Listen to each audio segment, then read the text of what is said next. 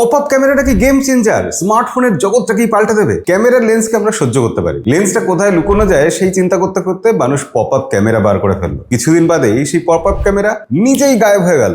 এরপর আসলো under display camera. Camera ডিসপ্লের নিচে লুকোনো থাকবে, অদৃশ্য থাকবে, দেখাই যাবে না। চারিদিকে রীতিমতো হই হই পড়ে গেল যে আমাদের প্রাইভেসির কি হবে, গোপনে আমাদের সব ভিডিও ছবি রেকর্ড করে নেওয়া হবে। একটা উজ্জ্বল ভবিষ্যৎ দেখা যাচ্ছিল, কিন্তু ক্রমশ একের পর এক সব স্মার্টফোন থেকে আন্ডার ডিসপ্লে ক্যামেরা সরিয়ে নেওয়া হতে লাগলো।